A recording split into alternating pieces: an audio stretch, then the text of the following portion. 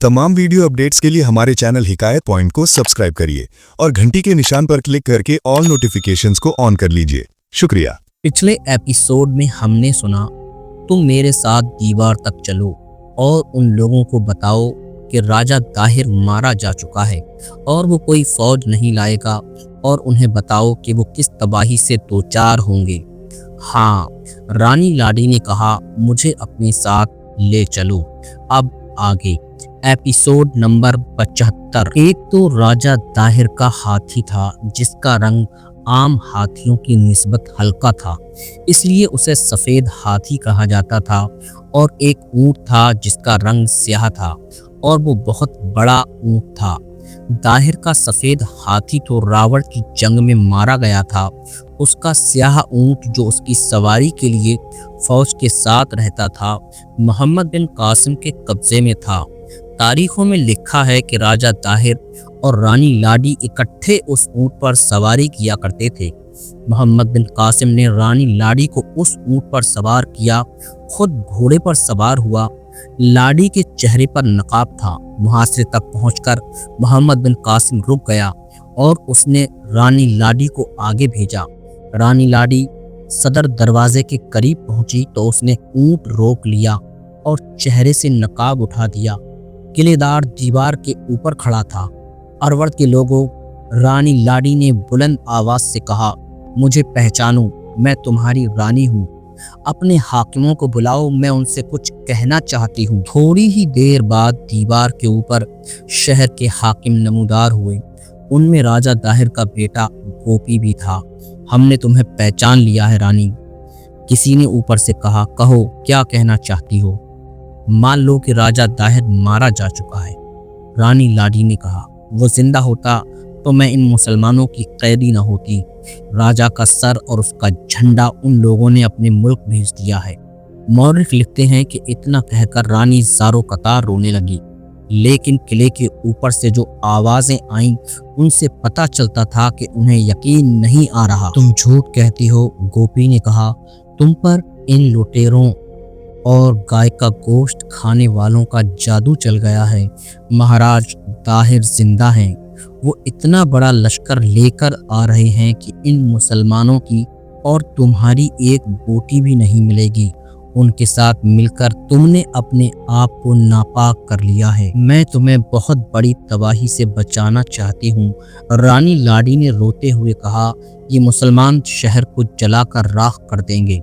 दीवार के ऊपर से उसे बुरा भला कहा जाने लगा।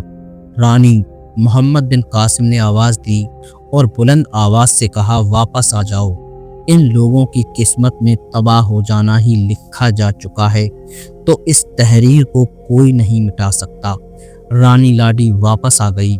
ज़्यादातर मौरिखों ने लिखा है कि रानी लाडी की बात पर गोपी और दूसरे हाकिमों को यकीन तो न आया, लेकिन एक शक ज़रूर पैदा हुआ, जिसकी वजह ये थी कि मुहासिरे को 1 महीना गुजर गया था और राजा दाहिर को गायब हुए और ज़्यादा अरसा गुजर गया था, लेकिन वो अभी तक वापस नहीं आया था। शहर में एक बूढ़ी जादूगरनी थी जो उल्टे सीधे अमल करती और शाबदे दिखाती थी। गोपी 3-4 फौजी हाकिमों को साथ लेकर उस जादूगरनी के पास गया और उसे कहा कि वो बताए कि राजा दाहिर कहाँ है। उसने कहा वो अगले रोज़ मैदान में खड़े होकर जवाब देगी। गोपी तो शायद तरे पर्दा जादूगरनी के पास गया होगा, लेकिन कानों कान शहर के लोगों को पता चल गया कि जादूगरनी कल फलां जगह इस सवाल का जवाब देगी। अगले रोज़ शहर के लोग इस मैदान में इकट्ठे होने लगे। बूढ़ी जादूगरनी अजीबो गरीब लिबास में मलबूस नबूदार हुई। उसके हाथ में स्याह मिर्च के पौधे की एक हरी शाख थी। वो एक ऊंची जगह जा खड़ी हुई और स्याह मिर्च की शाख बुलंद की। ऐ लोगों, उसने कांपती हुई मगर बुलंद आवाज में कहा, क्यों वहम में पड़े हुए हो? मैं दुनिया के एक सिरे से दूसरे सिरे तक हो आई हूँ, सारे हिंदुस्तान को देख आई हूँ। मुझे तुम्हारे राजा का कहीं सुराग नहीं मिला। वो जिंदा होता तो मेरे जादू के जोर से खिंचा हुआ मुझ तक पहुंच जाता। मेरे इल्म ने कभी झूठ नहीं बोला। राजा दाहिर जिंदा नहीं, अगर तुम्हें यकीन न आए तो मेरे हाथ में स्याह मिर्च की ये हरी शाख देख लो। ये पौधा यहाँ नहीं उगता, ये मैं सरांदीप से तोड़ लाई हूँ। राजा ताहिर का इंतजार छोड़ दो और अपनी सलामती की फिक्र करो। जादूगरनी के इस ऐलान से सब लोग बहुत मायूस हुए। लोगों ने मुसलमानों की मिंजीकों और आतिशी तीरों की तबाही के बड़े खौफनाक किस्से सुन रखे थे। उन्होंने उसी वक्त किले मुसलमानों के हवाले करने की बातें शुरू कर दी। इसका असर फौज पर भी हुआ। किले में लड़ने का जो जज्बा था वो बुरी तरह मजरूह हुआ। एक दो फौजी हाकिमों ने भी मुसलमानों के हुस्न सलूक और अदल इंसाफ की बातें शुरू कर दी। रात का वक्त था कि मुसलमानों के मुहासरे में एक जगह एक तीर गिरा। उसके साथ बारीक चमड़े का एक टुकड़ा बंधा हुआ था और उस पर अरबी जबान में कुछ लिखा हुआ था। ये तीर उठाकर शाबान सक्ती तक पहुंचाया गया। ये पैगाम किले के अंदर से आया था और पैगाम भेजने वाला इलाफियों के कबीले का एक आदमी था जो अरवड़ में मुलाजिम था। किसी भी मौरख ने उसका नाम नहीं लिखा। पैगाम ये था कि राजा ताहिर का बेटा गोपी किले से भाग रहा है। गोपी ने जब देखा कि शहर के लोग हौसला हार बैठे हैं और ऐसा इम्कान भी पैदा हो गया है कि वो फौज के खिलाफ हो जाएंगे, तो गोपी ने वहां से भाग निकलने का फैसला कर लिया और वो रात को किसी तरफ से निकल गया। मोहम्मद बिन कासिम के हुक्म की जब तामील हुई, मोहम्मद बिन कासिम के लिए ये इत्तला बड़ी कारआमद थी। उसने इस किले बंद शहर के लोगों और फौजियों का हौसला जल्दी तोड़ने के लिए फौज को हुक्म दिया कि बुलंद आवाज से नारे लगाकर दीवार पर खड़े फौजियों पर तेजी से तीर बरसाएं और बाकी फौज शहर के दरवाज़ों पर टूट पड़े। मोहम्मद बिन कासिम के हुक्म की जब तामील हुई तो मुसलमानों के नारों की गर्ज शहर के अंदर सुनाई देने लगी। इससे लोग और फौजी हिम्मत हार बैठे। आखिर शहर का एक दरवाज़ा खुला और कुछ आदमी जो फौजी नहीं लगते थे बाहर निकले। उन्होंने ज़रा पीछे रुककर कहा कि उन्हें शहर के ताजरों और दूसरे लोगों ने भेजा है। उनके इस ऐलान पर उन्हें आगे बुलाया गया और मोहम्मद बिन कासिम से मिलवाया गया। हम दोस्ती का हाथ बढ़ाने के लिए आए हैं। उस वफद के एक आदमी ने कहा, आपका मुकाबला इस यकीन के साथ होता रहा है कि राजा ताहिर जिंदा है और फौज लेकर आ रहा है। अब हमें यकीन हो गया है कि वो जिंदा नहीं। राज दरबार का ये हाल है कि वहाँ राजकुमार गोपी था, लेकिन वो हमें बेयारो मददगार छोड़कर किले से निकल गया है। न हम में आपके मुकाबले की हिम्मत है, न हमारी फौज में। हम आपकी इताअत कबूल करते हैं। हमारी जानो माल और इज्जत व आबरू की हिफाजत आपके ज़िम्मे है। तुम लोगों ने अक्लमंदी से काम लिया है। मोहम्मद बिन कासिम ने कहा, लेकिन जब तक तुम्हारी फौज दीवारों पर और किले के अंदर मौजूद है, हम तुम लोगों पर एतबार नहीं कर सकते। दीवारों से तमाम फौजी नीचे चले जाएं और किले के तमाम हाकिम किले से बाहर आ जाएं। वफद वापस चला गया। मुसलमान देखते रहे। कुछ ही देर बाद दीवार के ऊपर जो हिंदू फौजी खड़े थे वो गायब होने लगे। फिर जिस दरवाजे से वफद बाहर आया था उससे बहुत से फौजी हाकिम जो सालार ही के रुतबे के थे बाहर आए। सबने अपनी तलवारें मोहम्मद बिन कासिम के आगे रखी और शहर की चाबी उसे पेश की गई। मोहम्मद बिन कासिम अपनी फौज के आगे शहर में दाखिल हुआ। शहर में उसकी नज़र एक मंदिर पर पड़ी जिसे वो लोग नौबहार कहते थे। उसके करीब से गुजरते उसकी नज़र दरवाजे के अंदर चली गई। देखा कि बहुत से लोग एक बुत के आगे सजदे में पड़े हुए हैं। मोहम्मद बिन कासिम घोड़े से उतरा और उस बुत खाने के अंदर चला गया। ये एक खूबसूरत पत्थर से तराशा हुआ घोड़ा था। उस पर पत्थर से तराशा हुआ एक देवता सवार था। सवार की दोनों आस्तीनों पर चमड़े के बाजू बंद चढ़े हुए थे जिनमें ज़रो जवाहरात जड़े हुए थे। मोहम्मद बिन कासिम ने एक बाजू बंद उतार लिया। इस इबादत गाह का पुरोहित कौन है? मोहम्मद बिन कासिम ने पूछा। और कहाँ?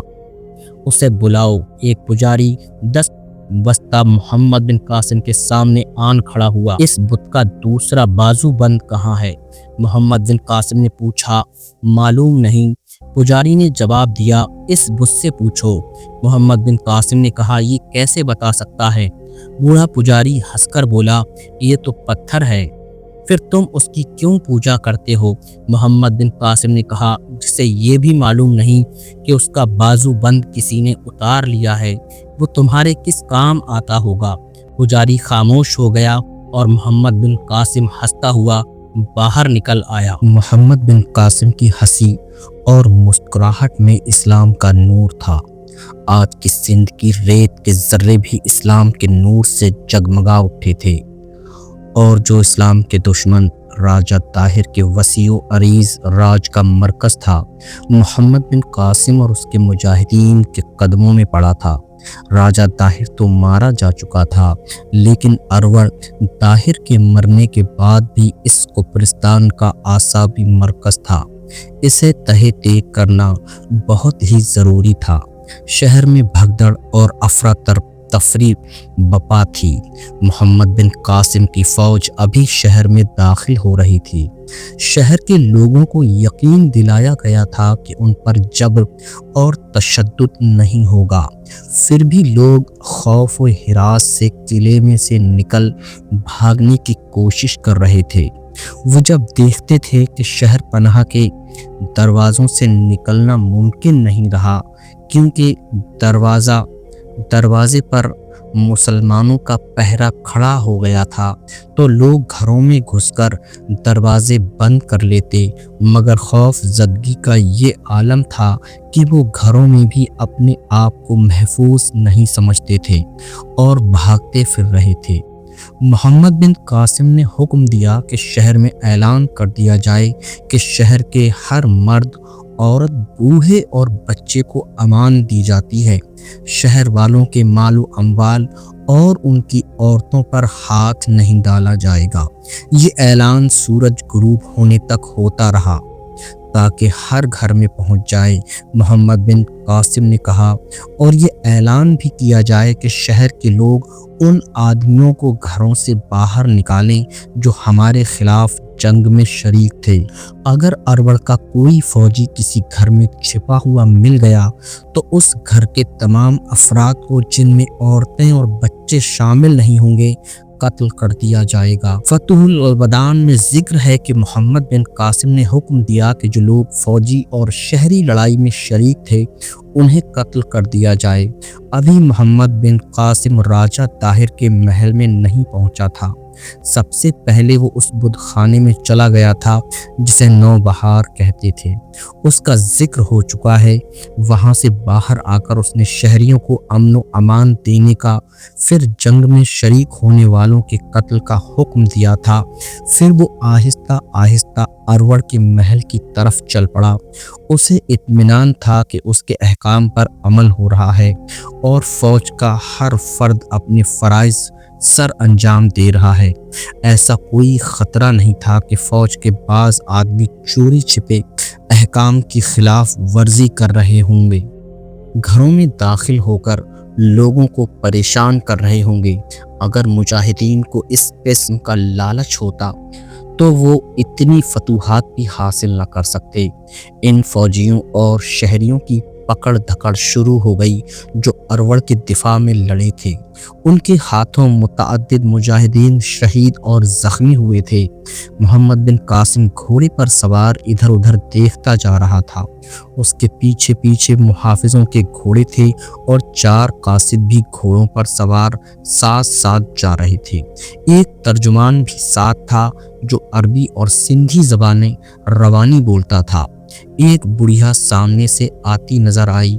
उसका हाल हुलिया बता रहा था कि मजजूब है। उसने सर पर रुमाल बांध रखा था। उसके सफ़ेद बाल रुमाल से बाहर लटक रहे थे। रुमाल पर सुर्ख रंग की पट्टी लिपटी हुई थी जिसने उसकी पेशानी ढांप रखी थी। गले में खजूर जितने मोटे कई रंगों के मोतियों की माला लटक रही थी। उसने एक लंबा चोला पहना हुआ था जो कंधों से पांव तक चला गया था। उसके पांव में जूती नहीं थी, पांव पर कपड़े लिपटे हुए थे। उसका कद लंबोतरा था। वो मोहम्मद बिन कासिम के घोड़े के बिलमुकाबिल आ रही थी। एक मुहाफिज ने अपना घोड़ा आगे किया और उस बुढ़िया को रास्ते से हटने को कहा, लेकिन बुढ़िया कुछ कहे बगैर मुहाफिज के घोड़े के पहलू से आगे निकल आई। उसके एक हाथ में 1.5-2 फुट लंबी किसी पौधे की शाख थी। उसके दूसरे हाथ में एक तस्बीह थी जिसके दाने मोटे थे लेकिन उनमें चमक नहीं थी। उसका चेहरा मुरझाया हुआ था लेकिन उसके चेहरे पर जलाल सा था और उसकी आंखों में ऐसा तासुर था जैसे उसकी नज़रें दूसरों की आंखों से उनके दिलों में उतर रही हों। दूसरा मुहाफिज आगे बढ़ा। उसने अपना घोड़ा उस पगली सी बुढ़िया और मोहम्मद बिन कासिम के घोड़े के दरमियान कर दिया। मत आ मेरे रास्ते में, ऐ फातह सवार। बुढ़िया ने मुहाफिज से कहा, अपने सालार से कहे कि फतह पर इतना न इतराए। तर्जुमान ने मोहम्मद बिन कासिम को अरबी ज़बान में बताया कि बुढ़िया ने क्या कहा है, इसके रास्ते से हट जाओ। मोहम्मद बिन कासिम ने अपने मुहाफिज से कहा। मुहाफिज ने अपना घोड़ा हटा लिया तो बुढ़िया मोहम्मद बिन कासिम के करीब आ गई। एक घुड़सवार घोड़ा दौड़ाता आया और मोहम्मद बिन कासिम के करीब आकर घोड़ा रोका। वो शाबान सख्ती था। इब्ने कासिम शाबान सख्ती ने कहा, क्या तुम जान चुके हो ये बुढ़िया कौन है? अभी नहीं शाबान, ये जादूगरनी है। शाबान सख्ती ने कहा, उसके मुतालिक मुझे मकामी लोगों ने बताया है कि उसने लोगों और राजा ताहिर के बेटे गोपी को बताया था कि राजा मारा जा चुका है। कहते हैं कि इसने अपने जादू के जरिए मालूम किया था कि राजा ताहिर जिंदा नहीं। क्या तेरा जादू उन जिंदा लोगों को देख सकता है जिन्हें तेरी नजरें नहीं देख सकती? मोहम्मद बिन कासिम ने बूढ़ी जादूगरनी से पूछा, क्या तू मेरे हाथ में ये डाली नहीं देख रहा? जादूगरनी ने कहा, ये सुर्ख मिर्च के पौधे की डाली है जो राजा ताहिर की सल्तनत में कहीं नहीं मिलेगी। ये पौधा यहाँ नहीं उगता। क्या तू बता सकता है कि मेरे हाथ में कहाँ से आ गया है? नहीं। मोहम्मद बिन कासिम ने जवाब दिया, तू नहीं बता सकेगा। जादूगरनी ने कहा, तुझे सिर्फ किले और फौजें नजर आती हैं। तू सिर्फ फतह और शिकस्त को समझता है। तुझे ये मालूम नहीं कि तेरा कल का दिन कैसा होगा, तेरी जिंदगी का सूरज तुलू होगा या नहीं। तू नहीं जानता। मैं सिर्फ ये जानता हूँ कि आज का दिन अपने उन फ़राइज़ की अदायगी में गुजरे जो खुदा ने मेरे सुपुर्द किए हैं।